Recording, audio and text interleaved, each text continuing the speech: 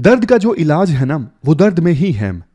अक्सर देखो हम कोई चैलेंज फेस करते हैं, सफ़र करते हैं, तो हम ना उस चीज़ से भागने की कोशिश करते हैं, लेकिन उसका इलाज जो है ना उस चैलेंज को फेस करने में है।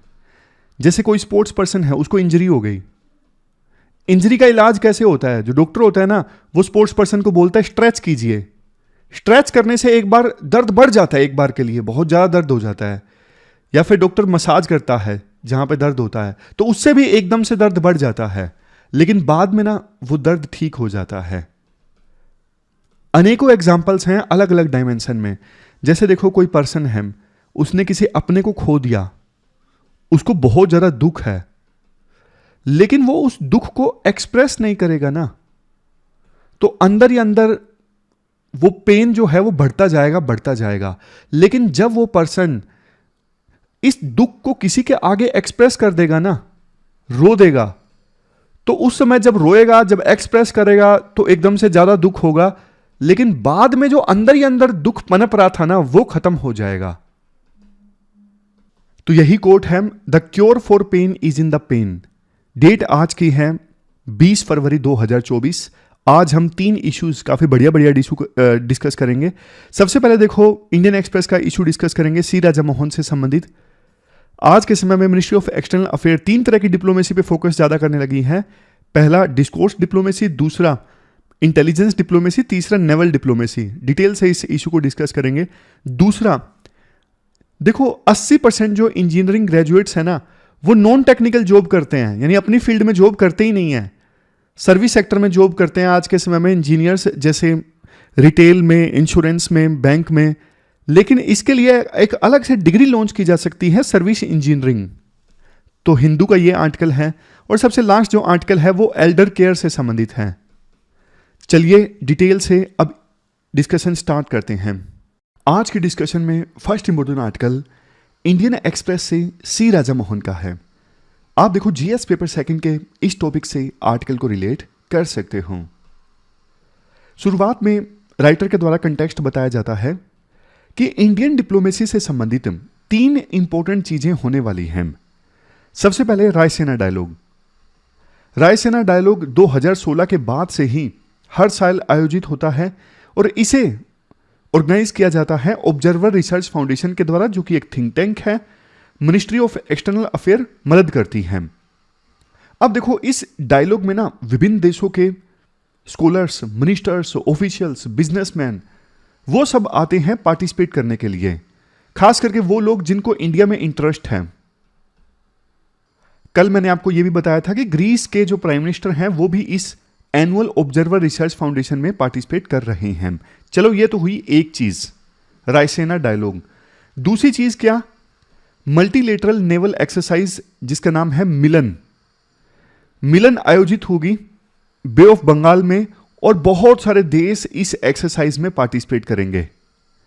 और तीसरे नंबर पे जब देखो रायसीना डायलॉग आयोजित हो रहा होगा ना, तो उसके पैरेलल में विभिन्न देशों के जो इंटेलिजेंस ऑफिशियल्स हैं वो भी आपस में मुलाकात कर रहे होंगे। समझे? ये भी इंपॉर्टेंट है। तो ये 3 इवेंट्स है ना, राइटर के अनुसार ये 3 इवेंट्स 3 तरह की डिप्लोमेसीज को शो करता है इंडियन एक्सटर्नल अफेयर मिनिस्ट्री की तरफ से। सबसे पहले है डिस्कोर्स डिप्लोमेसी। जो रायसीना डायलॉग है वो किसको शो करता है? वो एग्जाम्पल है डिस्कोर्स डिप्लोमेसी का। और दूसरे नंबर पे मल्टीलेटरल नेवल एक्सरसाइज, वो एक एग्जाम्पल है नेवल डिप्लोमेसी का।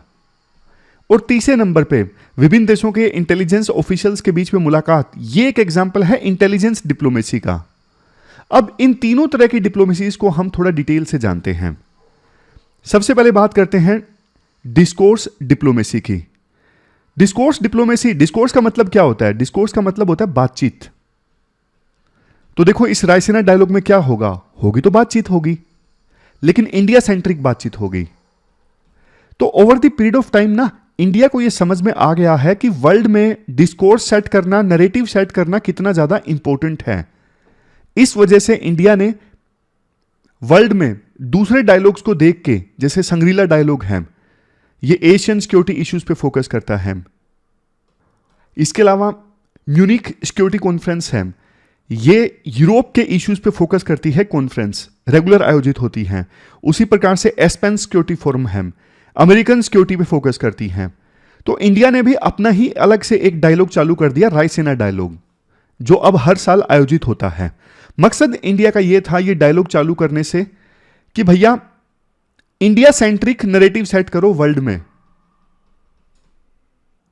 देखो आज का जो वर्ल्ड है ना, कैसा वर्ल्ड है, ग्रेट पावर राइवलरी चल रही है। एक तरफ यूएसए एक तरफ है, रशिया चाइना दूसरी तरफ है।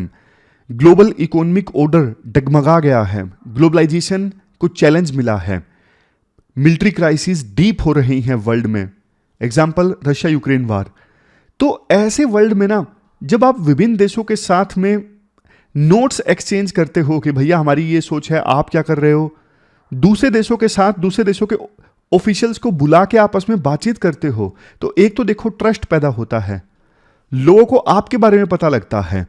तो इन चीजों में ये जो डायलॉग्स है ना, रायसीना डायलॉग्स, ऐसे डायलॉग्स बढ़िया भूमिका प्ले करते हैं। और सिर्फ रायसीना डायलॉग तो एक एग्जाम्पल है, मैं आपको दूसरे एग्जाम्पल्स देता हूं। मिनिस्ट्री ऑफ एक्सटर्नल अफेयर एक और एनुअल ग्लोबल टेक्नोलॉजी समिट को भी सपोर्ट करता है। ग्लोबल टेक्नोलॉजी समिट ये वैसे ऑर्गेनाइज किया जाता है कार्नेगी इंडिया के द्वारा, लेकिन इसे सपोर्ट किया जाता है एमईए के द्वारा।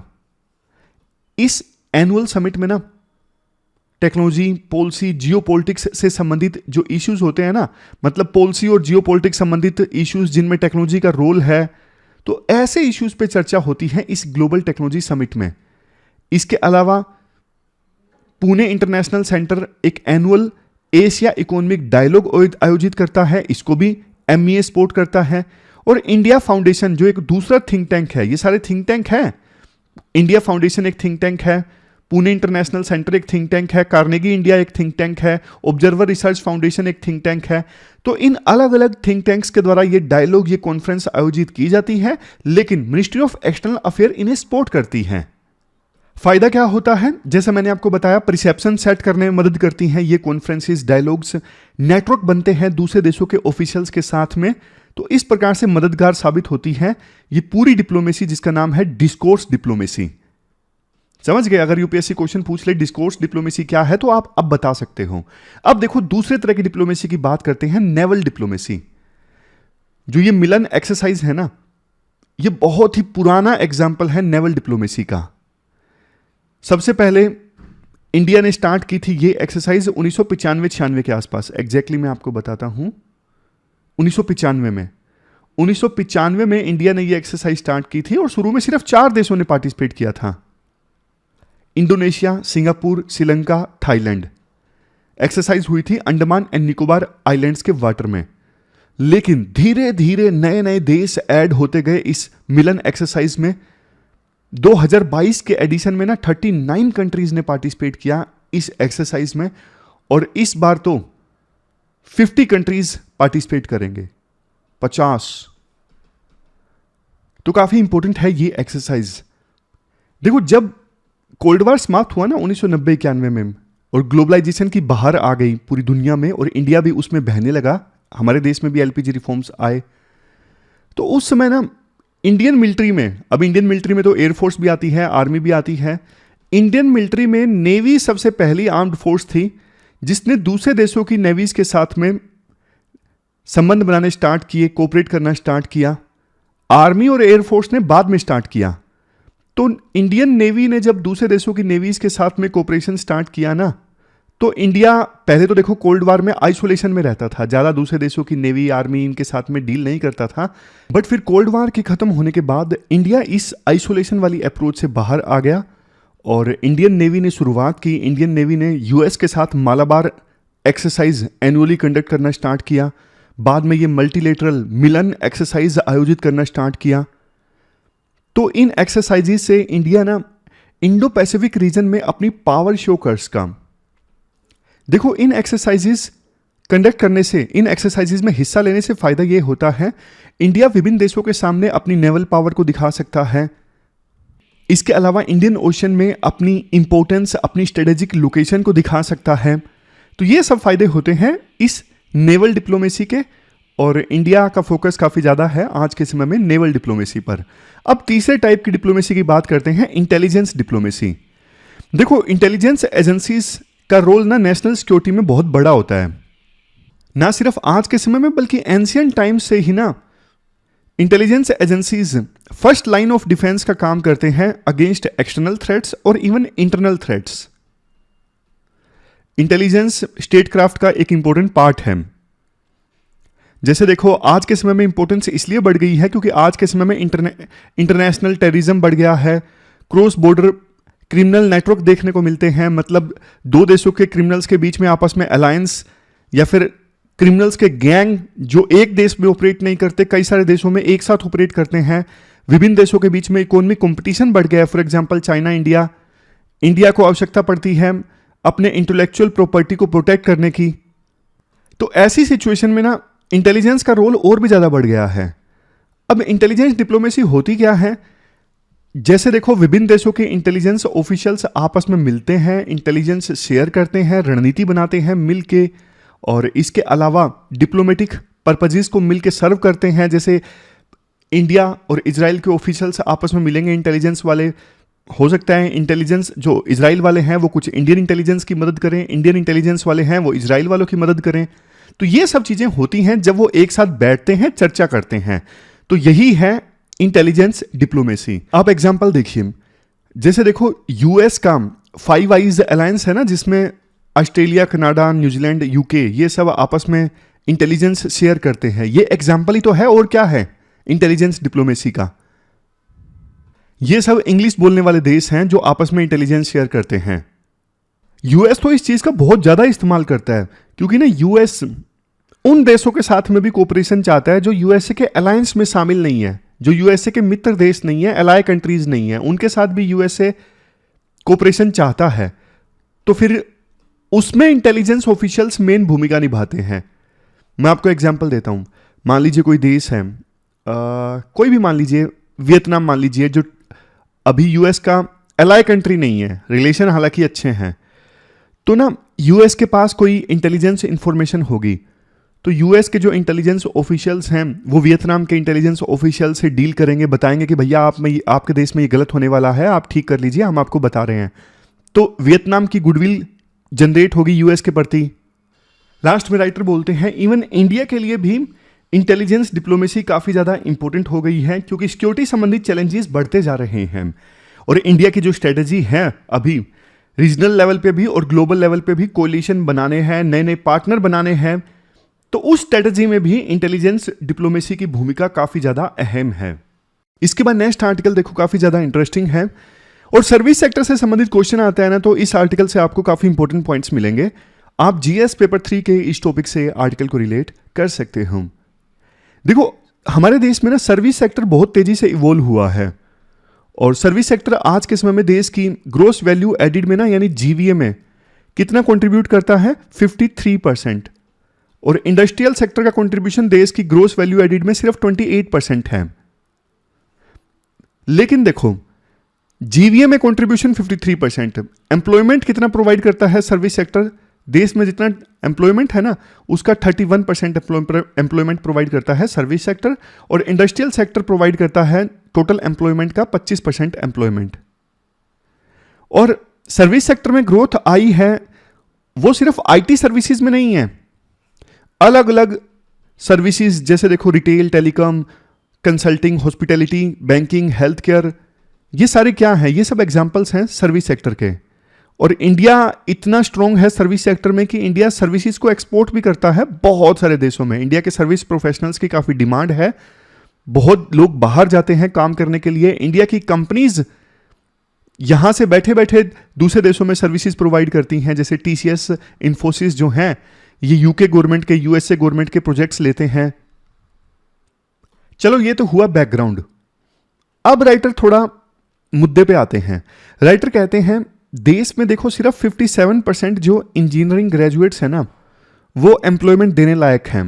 बाकियों के पास स्किल ही नहीं है जिनके बेस पे उनको एम्प्लॉयमेंट दिया जा सके। मतलब इंडस्ट्री को जिस स्किल की आवश्यकता है वो स्किल्स नहीं है बाकी के 43% इंजीनियरिंग ग्रेजुएट्स में।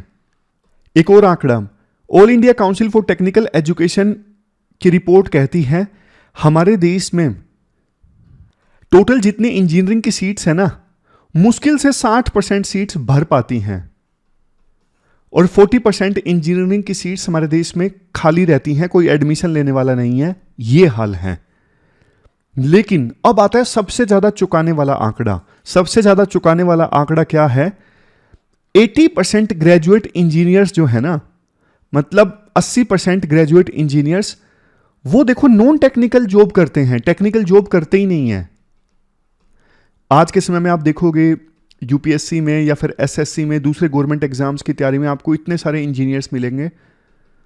तो 80% इंजीनियर्स जो हैं वो नॉन टेक्निकल जॉब ज्वाइन करते हैं, अपनी फील्ड से संबंधित जॉब नहीं ज्वाइन करते। जैसे इलेक्ट्रॉनिक्स इंजीनियर है तो वो इलेक्ट्रॉनिक सेक्टर में जॉब करने के बजाय कहीं और जॉब करेंगे, नॉन टेक्निकल जॉब करेंगे। आज के समय में आपको इंजीनियर्स मिलेंगे बैंकिंग सेक्टर में, इंश्योरेंस सेक्टर में, हॉस्पिटैलिटी में, हेल्थ केयर में, रिटेल में, सेल्स में, हर जगह आपको इंजीनियर्स देखने को मिलेंगे, ऐसी जॉब्स में जो बेशक उनकी फील्ड से संबंधित ना हो। लेकिन राइटर ना यहां पे ये बोलते हैं ऐसा क्यों, वाई? देखो ऐसा इसलिए क्योंकि ये सारे सर्विस सेक्टर्स है ना, बैंकिंग, इंश्योरेंस, हॉस्पिटैलिटी, इनमें सर्विस प्रोफेशनल्स की आवश्यकता है। लेकिन आप एक बात बताइए, देश में क्या कोई अलग से सर्विस प्रोफेशनल वाली डिग्री कोई है? जैसे इंजीनियर बनते हैं, डॉक्टर बनते हैं, ऐसे सर्विस प्रोवाइड करने वाले ऑफिशियल्स की कोई डिग्री है ही नहीं। तो इसलिए मजबूरी में ना इन कंपनीज को किनको चूज करना पड़ता है? बीटेक वालों को, बीई वालों को चूज करना पड़ता है, या फिर मैनेजमेंट ग्रेजुएट्स वालों को, या फिर मैनेजमेंट पोस्ट ग्रेजुएट्स वालों को चूज करना पड़ता है। और ऐसा इसलिए क्योंकि खास करके जो इंजीनियर्स है ना, उनके पास में ऐसी स्किल्स होती हैं, उनके पास में प्रॉब्लम सॉल्विंग माइंडसेट होता है, उन्होंने इतने सारे पेपर्स दिए होते हैं अपनी डिग्री में, इतने सारे अलग अलग सब्जेक्ट्स पढ़े होते हैं, नई नई सिचुएशन से अडेप्ट करने की क्षमता होती है। इसके अलावा critical thinking, problem solving, creativity, innovation, ambiguity से डील करना, अडेप्टेबिलिटी, फ्लेक्सिबिलिटी, ये सब जो रेलेवेंट स्किल्स चाहिए होती है ना आज के समय में किसी भी मॉडर्न ऑर्गेनाइजेशन में, इन स्किल्स पर इंजीनियर्स या फिर मैनेजमेंट ग्रेजुएट्स खरा उतरते हैं। बल्कि ये पढ़ते पढ़ते मैं सोच रहा था यार, ये सारी स्किल्स तो सिविल सर्विसेज के एस्पायरेंट के पास भी होती है।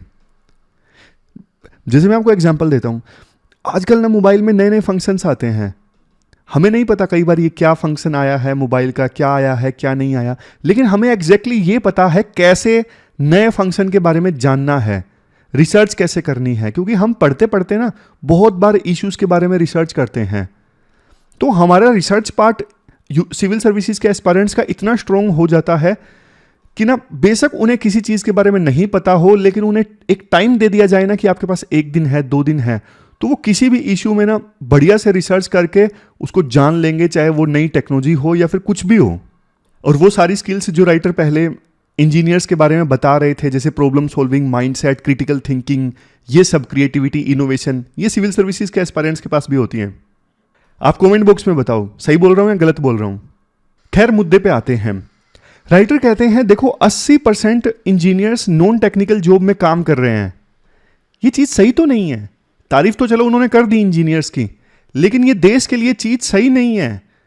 अगर यही इंजीनियर्स अपनी फील्ड में काम करते तो देश का कितना भला होता, टेक्नोलॉजी के मामले में भी देश आगे बढ़ता।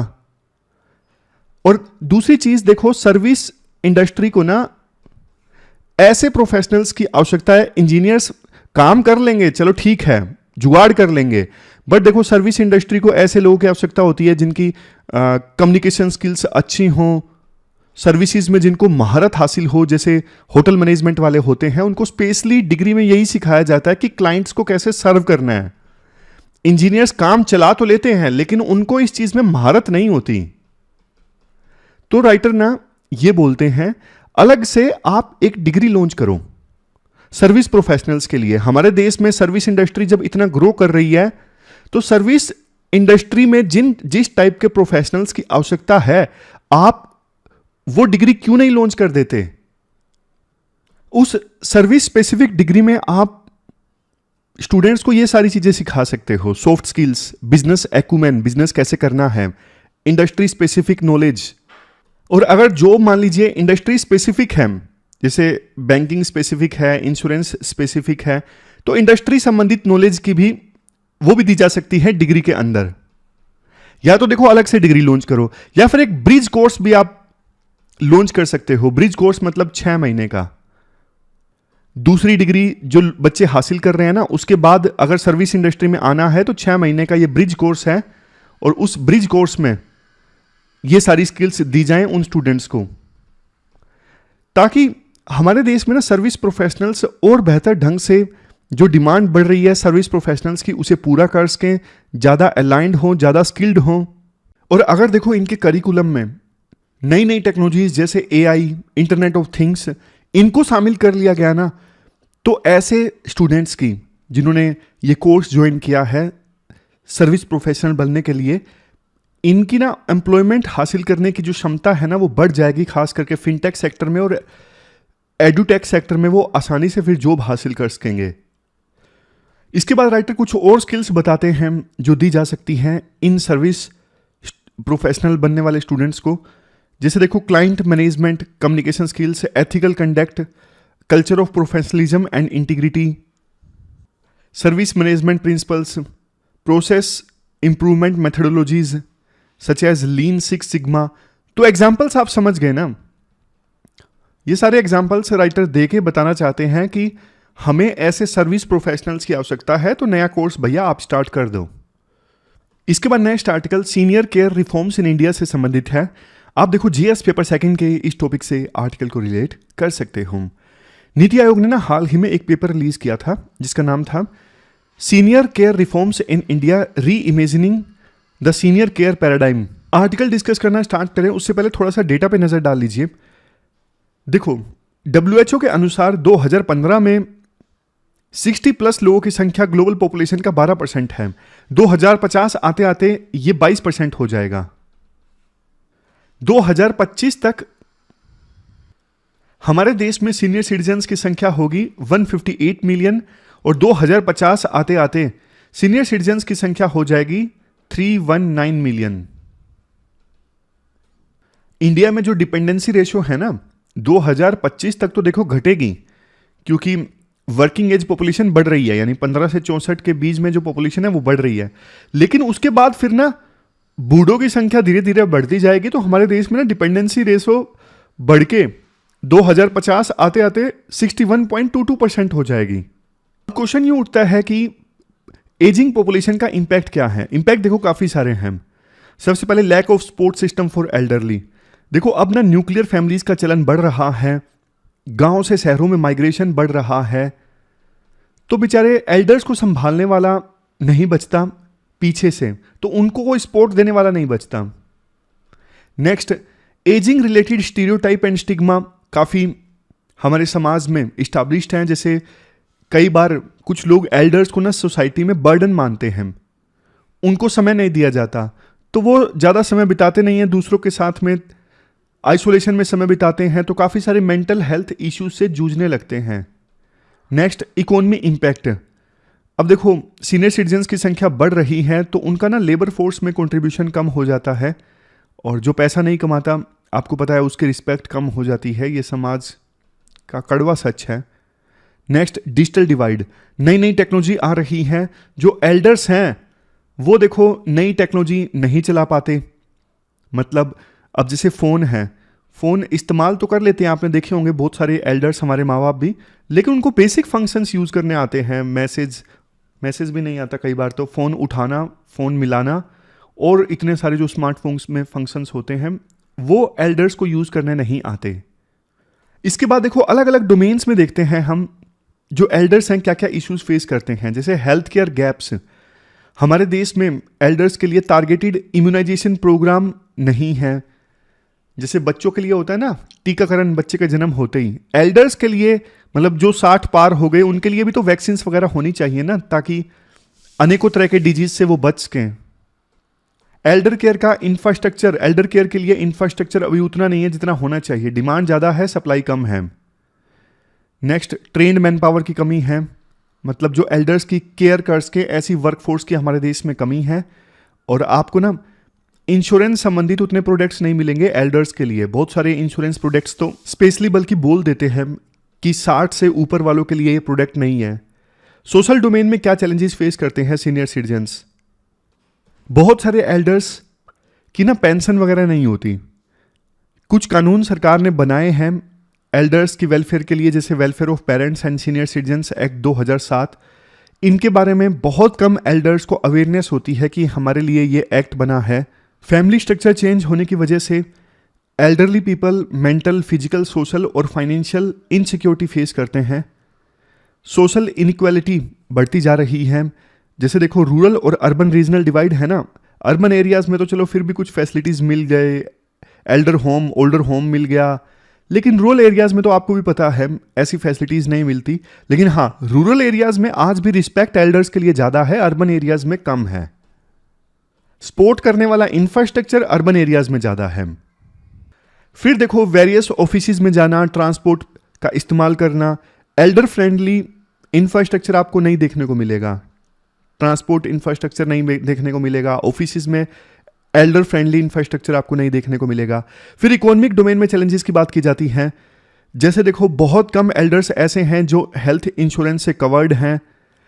इनसफिशिएंट फाइनेंशियल लिटरेसी, कैसे अपनी बचाई हुई पूंजी को इन्वेस्ट करना है ये नहीं पता होता। और डेफिशिएंट सपोर्ट, मतलब ऐसा देखने को मिलता है कि जो एल्डर्स है ना, पूरी जिंदगी जो कमाया अपने बच्चों को दे दिया, बाद में बच्चों के ऊपर पूरी तरह से डिपेंडेंट अपनी डे टू डे सर्विसेज के लिए, डे टू डे मेंटेनेंस के लिए। इसके बाद कुछ स्कीम्स हैं जो बताई जाती हैं एल्डर्स के लिए, सरकार ने लॉन्च की है। अटल वायो अभ्युदय योजना, इसमें 4 बेसिक जो आवश्यकताएं हैं सीनियर सिटीजन्स की, financial security, food, health care और लाइफ ऑफ डिग्निटी, ये पूरी की जाती हैं। प्रधानमंत्री वाया वंदना योजना, इसमें ना ज़्यादा इंटरेस्ट दिया जाता है एल्डर्स की सेविंग पे। प्रधानमंत्री सुरक्षा बीमा योजना, 18 से 70 के एज ग्रुप में इंश्योरेंस स्कीम है ये, जो सरकार प्रोवाइड करती है। 2 लाख तक का इंश्योरेंस एक्सीडेंटल डेथ पे और 1 लाख तक का अगर कोई डिसेबिलिटी हो गई। अटल पेंशन योजना, ये अनऑर्गेनाइज सेक्टर वालों के लिए है। पेंशन स्कीम है, थोड़ा थोड़ा आपको जमा करवाना पड़ता है, बिल्कुल नाम मात्र का, और बाद में सरकार आपको पेंशन देती है। इसके बाद है वरिष्ठ पेंशन बीमा योजना। इसमें क्या है कि आप लमसम अमाउंट देते हो और बाद में आपको पेंशन मिलनी स्टार्ट होती है रिटायरमेंट के बाद। नेशनल सोशल असिस्टेंस प्रोग्राम, ये तो एक प्रकार के पेंशन वाली स्कीम है। 200 से 500 रुपए तक की पेंशन सरकार हर महीने देती है। लास्ट में आता है क्या किया जा सकता है। वही देखो, अलग अलग डायमेंशन में आप बता सकते हो। जैसे हेल्थ सेक्टर में आप इंफ्रास्ट्रक्चर बढ़िया करो, एल्डर केयर के लिए ज़्यादा प्रोफेशनल्स को ट्रेन करो, एल्डर्स की मेंटल वेलबींग और डाइटरी नीड्स, इन पर ध्यान देना, ये सारी चीज़ें। कम्युनिटी को सेंसिटाइज किया जाए और एक इकोसिस्टम बने एल्डर्स को सपोर्ट करने के लिए। उनको अवेयर किया जाए कि आपके पास में ये अधिकार हैं। कानून में जहाँ पे भी रिफॉर्म्स लाने की आवश्यकता है, ताकि एल्डर्स जिनके बच्चे उनकी देखभाल नहीं करते, वो आसानी से कोर्ट में जाके मेंटेनेंस मांग के ऐसे लीगल रिफॉर्म्स लाने की आवश्यकता है। देखो, एक बढ़िया कंसेप्ट है जर्मनी का। उसमें क्या है कि वहाँ पे ना ऐसे होम बने हुए हैं। अब जैसे वर्किंग प्रोफेशनल्स हैं, अभी भी शादी हुई है, 10 साल हुए, बच्चा छोटा है, दोनों माता पिता दोनों जॉब करते हैं, बच्चे की देखभाल के लिए कोई नहीं है, तो ना जर्मनी में ऐसे होम्स बने जहाँ पे एल्डर्स और बच्चों को दोनों को एक साथ छोड़ दिया जाता है। एल्डर्स जिनको टाइम पास करने का साधन नहीं मिलता, बच्चे जिनकी केयर के लिए कोई नहीं होता, तो एल्डर्स और बच्चों को जब दोनों को एक साथ छोड़ दिया जाता है ना, तो दोनों पर्पस सर्व हो जाते हैं। ऐसा कंसेप्ट जर्मनी में निकल के आया। फिर देखो, कुछ और आजकल नई चीज़ें चली हैं कि जो एल्डर्स रिटायर हो जाते हैं, वो अपनी सुविधा से दिन में 2 घंटे, 3 घंटे, 1 घंटे काम करना चाहते हैं। इसके लिए उनकी रीस्किलिंग की जाए, अपस्किलिंग की जाए। और वो लोग जो ना अभी जैसे 45 के हैं, 50 के हैं, जो लोग अफोर्ड कर सकते हैं सेविंग, उनके लिए मैंडेटरी सेविंग स्कीम होनी चाहिए कि आपको इतना तो सेव करना ही है ताकि बाद में पेंशन मिले आपको। एल्डर्स के लिए स्पेशल इंश्योरेंस प्रोडक्ट्स लॉन्च करने की आवश्यकता है और एल्डर्स को जीएसटी में रिलीफ प्रोवाइड करने की आवश्यकता है। काफ़ी सारे प्रोडक्ट्स जो एल्डर्स परचेज करते हैं ना, उस पर सरकार जीएसटी लगाती है, तो उन प्रोडक्ट्स में थोड़ा जीएसटी माफ़ किया जाए या फिर कम किया जाए ताकि एल्डर्स को राहत मिले। सरकार कुछ इंसेंटिव दे उन कंपनीज को जो सीनियर केयर सेक्टर में इन्वेस्ट करना चाहती हैं। तो ये हमने बहुत सारे सजेशंस डिस्कस किए लास्ट में और पूरा आर्टिकल डिस्कस किया सीनियर केयर रिफॉर्म से संबंधित। लास्ट में क्वेश्चंस देख लीजिए जो आपको अटेम्प्ट करने हैं। पहला क्वेश्चन एजिंग पॉपुलेशन से संबंधित है और दूसरा क्वेश्चन इंजीनियरिंग ग्रेजुएट से संबंधित है। दोनों क्वेश्चंस का आंसर आप pwonlyis.com पे दीजिए जाके 250 वर्ड्स में। वहाँ पे आपको इसका सॉल्यूशन भी मिलेगा, यानी मॉडल आंसर मिलेगा। मॉडल आंसर कुछ समय बाद मिलता है, तुरंत के तुरंत नहीं मिलता। तो ये थी हमारी आज की डिस्कशन। कल मिलते हैं फिर से एक नई डिस्कशन के साथ में। तब तक आप अपना ख्याल रखिए। Thank you very much.